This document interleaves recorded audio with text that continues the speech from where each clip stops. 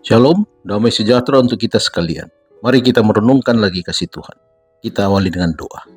Bapa yang baik, terima kasih Tuhan untuk berkat yang sudah kami nikmati sepanjang hari ini. Di saat kami akan merenungkan firman-Mu, mohon kuasa Roh Kudus menuntun kami. Dalam nama Yesus Kristus kami sudah berdoa. Amin. Judul renungan malam ini, Pengadilan di Kaisaria. Ayat renungan diambil dari Kitab Kisah Para Rasul pasal 24 ayat 26 dan 27. Firman Tuhan berbunyi, sementara itu ia, Felix, berharap bahwa Paulus akan memberikan uang kepadanya. Karena itu ia sering memanggilnya untuk bercakap-cakap dengan dia. Tetapi sesudah genap 2 tahun, Felix digantikan oleh Porcius Festus, dan untuk mengambil hati orang Yahudi, ia membiarkan Paulus tetap dalam penjara. 5 hari setelah Paulus tiba di Kaisaria, ia dibawa ke hadapan Felix, gubernur Roma. Musuh-musuhnya orang Yahudi dari Yerusalem hadir juga untuk memberikan dakwaan kepadanya sebagai ancaman pada kedamaian di kerajaan. Mereka membawa sejumlah tuduhan palsu melawan dia.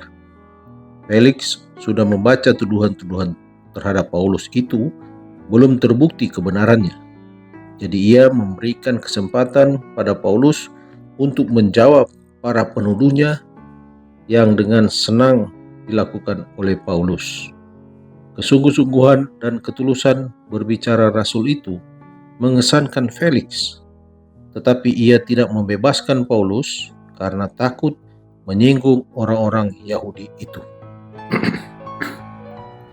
Kemudian Felix dan istrinya, Drusilla, meminta diadakan wawancara pribadi dengan Paulus. Paulus memaparkan kepada mereka kebenaran dan keadilan Allah.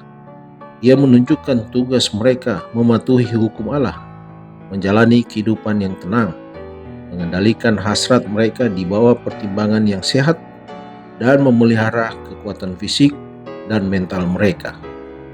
Di atas semua, Paulus mengarahkan pikiran mereka pada seorang korban agung bagi dosa. Hanya oleh iman di dalam Kristus, orang berdosa bisa dipulihkan dari rasa bersalah dan dimampukan untuk mematuhi hukum penciptanya. Pokok pikiran, Paulus merenung-renungkan terutama tentang tuntutan-tuntutan yang luas dari hukum Allah. Ia menunjukkan bagaimana hal itu meluas ketika rahasia-rahasia yang dalam dari sifat akhlak manusia dan memberikan kepada sesuatu yang telah tersembunyi dari pemenangan dan pengetahuan manusia. Hukum menyelidiki pikiran, motif dan maksudnya. Hawa nafsu gelap yang tersembunyi dari pemandangan manusia, kecemburuan, kebencian, keinginan dan cita-cita, perbuatan yang jahat direnung-renungkan pada jalan yang gelap dari jiwa, namun tidak pernah dilaksanakan karena kurang kesempatan. Semuanya ini dipersalahkan oleh hukum Allah.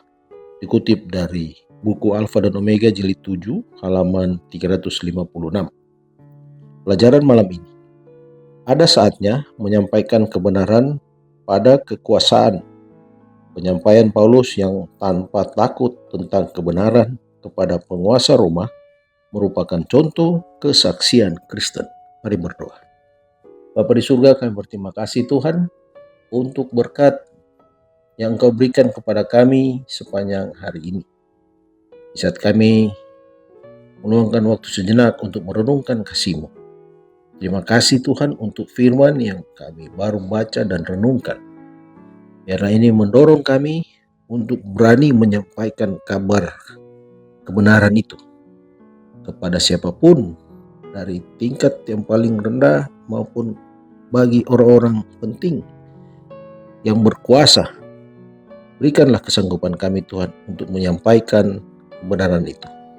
Terima kasih Tuhan karena Roh Tuhan selalu menuntun kami. Kami bermohon dalam penyertaan istirahat malam ini. Terima kasih Tuhan, dalam nama Yesus Kristus kami sudah berdoa. Amin. Selamat malam, selamat beristirahat. Tuhan Yesus memberkati.